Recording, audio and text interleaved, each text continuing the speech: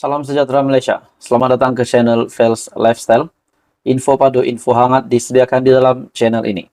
Seperti yang kita tahu, hangat topik di Malaysia berkaitan dengan dua pemimpin besar Malaysia, yaitu Tun Mahathir sebagai bekas Perdana Menteri dan juga Datuk Seri Anwar Ibrahim sebagai Perdana Menteri hari ini.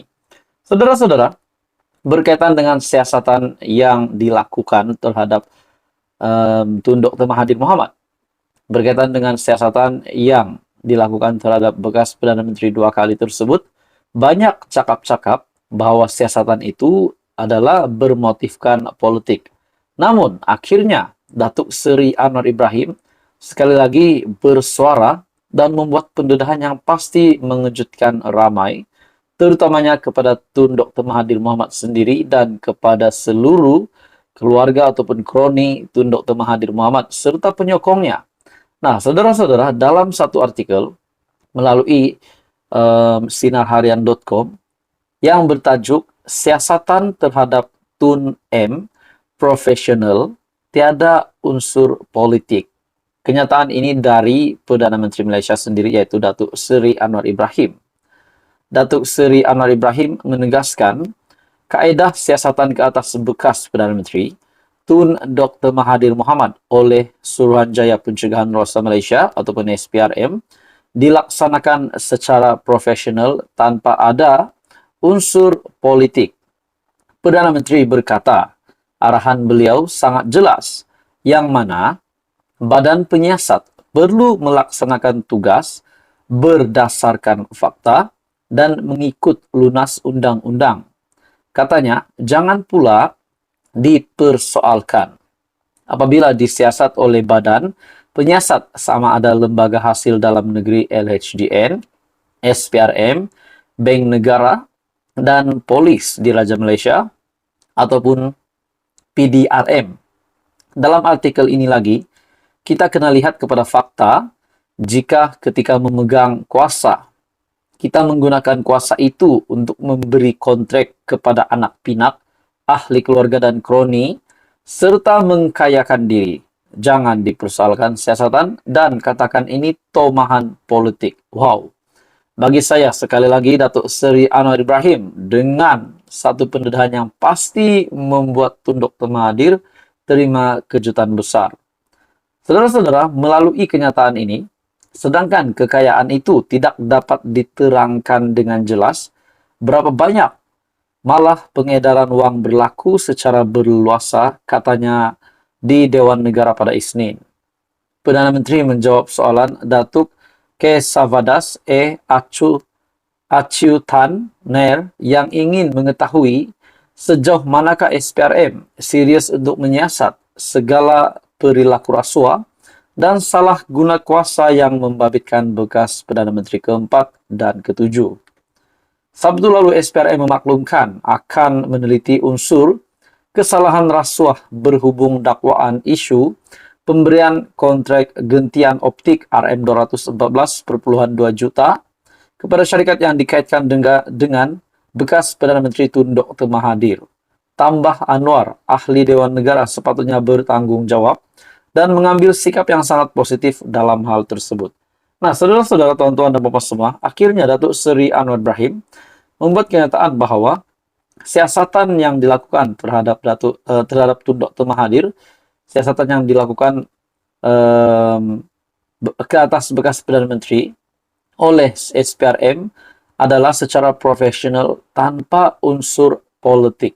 Nah, akhirnya saudara-saudara, kejutan baru lagi Datuk Seri Anwar Ibrahim kepada Tun Dr. Mahathir Mohamad, dan bagi saya ini juga kejutan kepada ramai lagi pemimpin di Malaysia yang pada ketika ini disiasat oleh LHDN, SPRM, Bank Negara, dan Polis Diraja Malaysia jika ada. Jadi saudara-saudara, apa komen Anda? Teruskan bersama di dalam channel ini untuk info yang seterusnya. Jangan lupa tekan butang like, share, dan subscribe.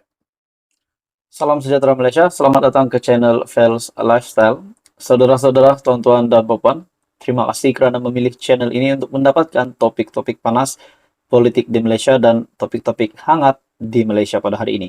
Saudara-saudara, setelah kita dikejutkan dengan peletakan jawatan ataupun pengunduran diri KPN negara pada hari ini, Ketua Polis Negara yaitu Tan Sri Akil Sani yang bakal mengundurkan diri, bakal melepaskan jawatan sebagai Ketua Polis Negara pada awal Julai ini, bukan pada tarikh yang sepatutnya ditetapkan.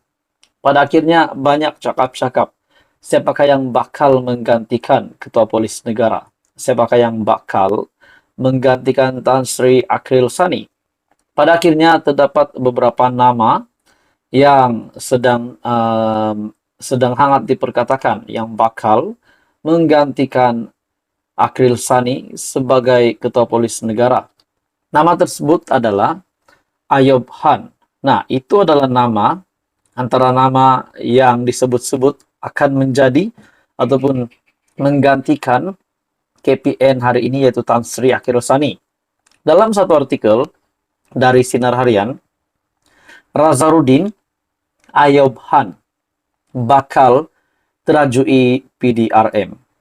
Tan Sri Razarudin Hussain dan Datuk Seri Ayub Han Maidin Pichai antara nama yang dikatakan bakal mengisi dua jawatan tertinggi polis di Raja Malaysia PDRM selepas ini. Kedua-dua pegawai kanan tersebut yang ketika ini menjawat jawatan sebagai Timbalan Ketua Polis Negara dan Pengarah Jabatan Siasatan Jenayah Bukit Aman antara nama-nama yang disebut bakal mengisi dua jawatan tertinggi tersebut. Razarudin ketika ini merupakan Timbalan Ketua Polis Negara dan desas-desus menyatakan dirinya akan menjawat jawatan Ketua Polis Negara bertiup kencang selepas Tan Sri Akil Sani Abdullah Sani akan menamatkan kontraknya lebih awal, yaitu pada Julai ini. Sebelum ini, kontrak Akil Sani disambung untuk tempoh 2 tahun yang berkuat kuasa pada 4 Oktober 2021 hingga 3 Oktober ini. Akil Sani berkata, beliau akan mengundurkan diri dari pasukan polis di Raja Malaysia PDRM pada minggu pertama Julai ini. Razarudin yang ketika ini menjawat jawatan sebagai Timbalan Ketua Polis Negara. Beliau dilantik sebagai Timbalan Ketua Polis Negara pada Desember 2021 sebagai Timbalan Ketua Polis Negara sebelum dilanjutkan secara kontrak selama 2 tahun berkuat kuasa Kamis sehingga 15 Mac 2025.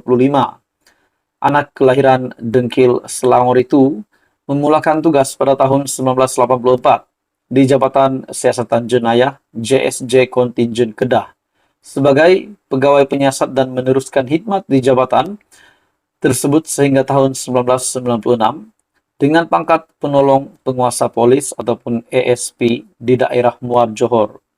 Beliau telah memegang berbagai jawatan dalam pasukan. Ayub Han juga yang ketika ini merupakan pengarah Jabatan Siasatan Jenayah Bukit Aman dan dilantik jawatan tersebut 16 April lalu menggantikan Datuk Seri Abdul Jalil Hassan yang akan bersara pada tarikh pelantikan. Sebelum ini Ayub Han merupakan pengarah Jabatan Siasatan Jenayah Narkotik Bukit Aman sejak dilantik ke jawatan itu pada Januari 2022. Nah, adakah dengan ini Timbalan Ketua Polis Negara hari ini yaitu Tan Sri Razarudin bakal menjadi Ketua Polis Negara. Dan juga tidak mustahil juga antara nama yang disebut yaitu Datuk Seri Ayub Han antara nama yang dikatakan bakal mengisi dua jawatan tertinggi. Jadi mungkin Ayub Han menjadi Timbalan KPN ataupun menjadi KPN, ataupun mungkin Tan Sri Razarudin juga boleh menjadi KPN ataupun Timbalan KPN. Jadi apa komen Anda, saudara-saudara? Teruskan bersama di dalam channel ini. Untuk info yang seterusnya jangan lupa tekan butang like, share, dan subscribe.